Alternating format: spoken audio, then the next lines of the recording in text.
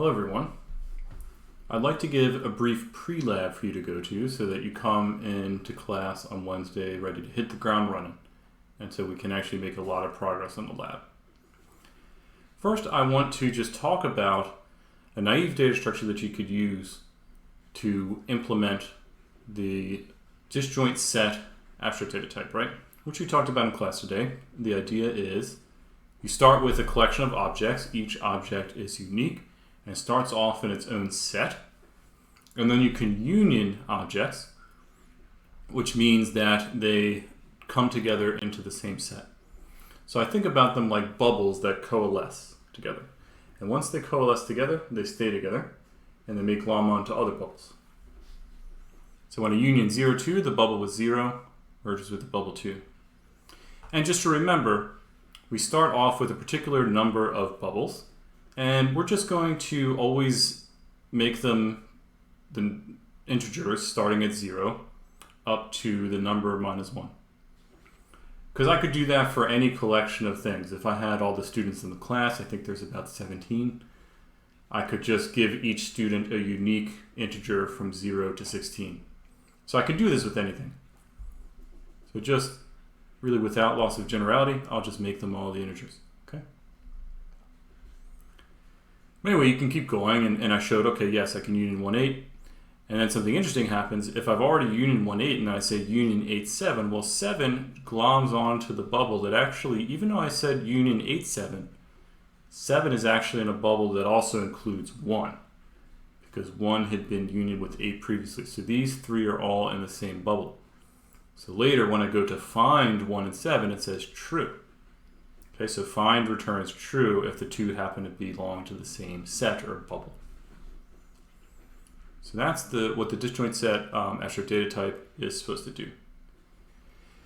Now, a very naive thing to do could just be to store a list of lists, where each list stores the elements that are in a particular bubble. So I started off here with a basic skeleton of the union find ADT, and let me just go ahead and implement it as a list of lists. So I'll call the list of list bubbles. So I'll start it off as an empty list, and what I'll do is I will just go ahead, I'll do this a way that you might be a little more used to. I'll say for I in range n.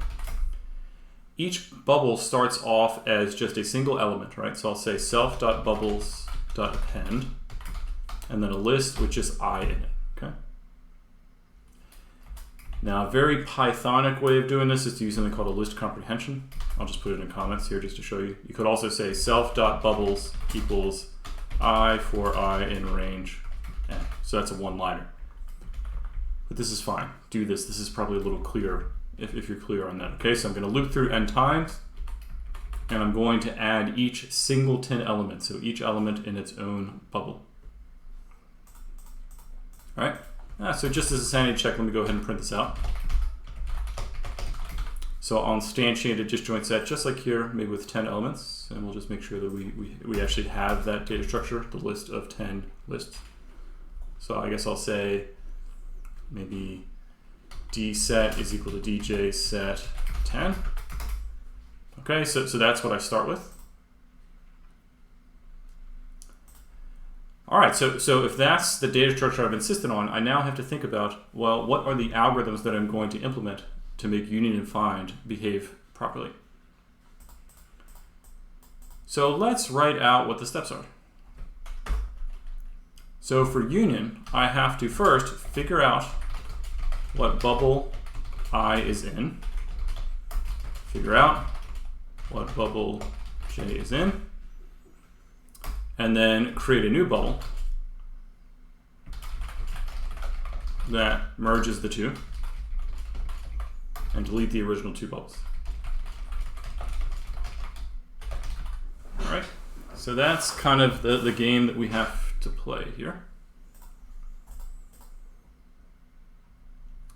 So probably it's helpful if I make a little helper method, since I'm doing this twice. Maybe it's helpful if I create a little helper method that simply returns the index of the bubble that contains a particular index, okay? So let's say get index of some particular number. Well, the best I can do, I don't really know what bubble I'm in. So the best I can do is a linear search, where I just look through every single bubble and I see. So I will say for idx bubble in enumerate self.bubbles. So maybe I'll say return is -1. But if I find it, I'll update return to be which bubble it's in.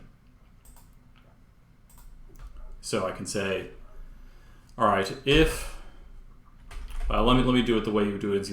For each bubble, I got to loop through it, right? So I'll say for b in bubble, for the element in that bubble. If the thing I'm looking for is equal to b, well, I found which bubble it's in. So I'll say return equals idx. All right, now remember, I always advocate testing your code early and often. So let's just do a sanity check and test this on the basic bubbles that we set up here. So if I said, for example, djset.get index of 2, well, it should be the bubble here, which is at index 2. So let's see. Cool, that worked. Bubble that holds 7, happens to be an index 7, that's cool. Okay, so I think that method works. Just to show you, we could definitely speed this up a little bit if we did something like this. So if I look through until it's found, as soon as it's found, I should break out a loop. So I'll use a while loop instead. I'll say while not found, and my index that I'm looking through is less than the number of bubbles. And of course, to avoid an infinite loop, I should be sure that I increment index each time. But here I'll say, as soon as I find it, found is equal to true. Okay, that'll break out early. That's a better thing to do. But I'm getting a problem, bubble.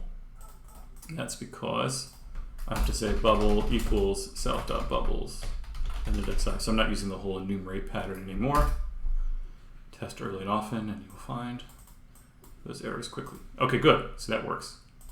So now I can actually replace this and say idxi is equal to self.get index of I.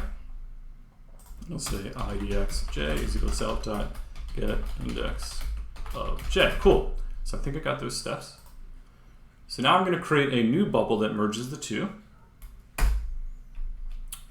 So I'll say bubble equals, and actually there's a very nice way to concatenate two lists together in Python. What I would say is bubble equals self.bubbles and index idxi plus self.bubbles at index idxj. And that actually concatenates two lists. Just to show you, I like to muck around in the interactive Python here. So for example, if it did like 1, 2, 3 plus 4, 5, 6, you'll see that gives me that whole list together. So that's a very slick way to add two lists together in Python. So that will do that. That's my new bubble. And I guess I'll go ahead and add it to the end. So I will add this to the end of my bubbles list. And now I have to delete the original two bubbles. So let's see, maybe I will just say, I'll have to go through and filter those out. So I'll say for I in range len self.bubbles. So I'm going to do this out like the C++ way. There's more Pythonic ways to do this. But I'll say if I is not equal to index I and I is not equal to index j. So if this is not one of the bubbles that I'm trying to delete, I'll go ahead and pass it through. Bubbles.append self.bubbles at index I. Okay, so I'm just trying to copy over all the bubbles that are surviving, which is everything except for the bubble that I found these two in. And at the end, I will overwrite my member bubbles variable with that. Okay, so I think we're ready to test this. Let me see. So here I did a union 0, 2, 1, 8, 8, 7. 0, 2, 8, 8, 7. So how about we do the union, and we'll print out the bubbles each time.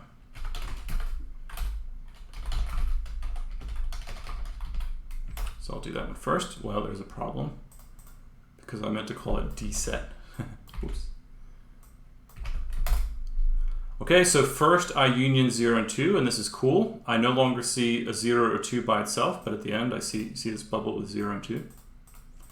Let's union 1 and 8. And print it out. I keep saying DJ set.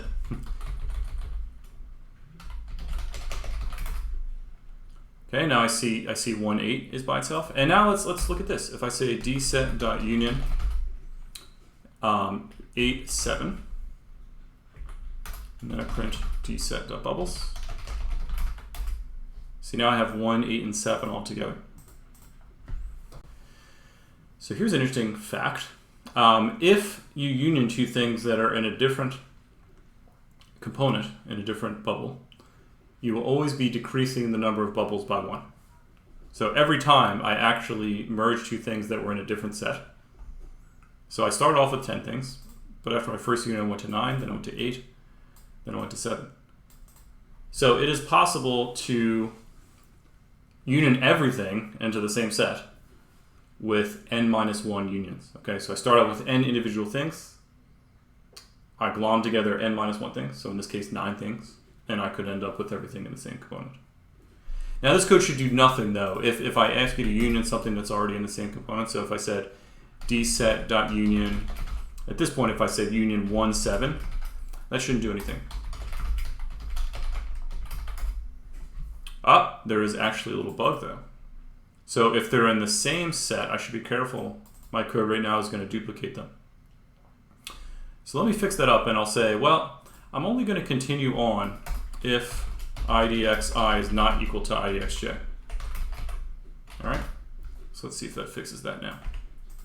So if they're in the same bubble, I really shouldn't change anything. And the way the code was written, there is a problem if I did. Okay, so now we're good. So unioning 1 and 7, they're in the same component. That shouldn't change anything. Okay, so just to make sure you follow this, I'm going to have you finish the find method. And then, well, some students in the class have actually, they went really gung-ho and they emailed me their own ideas, which are definitely much better than this. So I'll try to share those with you. But I also want to then describe to you the really nice way to do it, which actually some students are edging in that direction. But I'll want to describe a data structure called union find. So I'll describe that in a moment. And that's the one that you'll implement in the lab. Okay. So first, let's finish the find method, and then we'll continue on to that.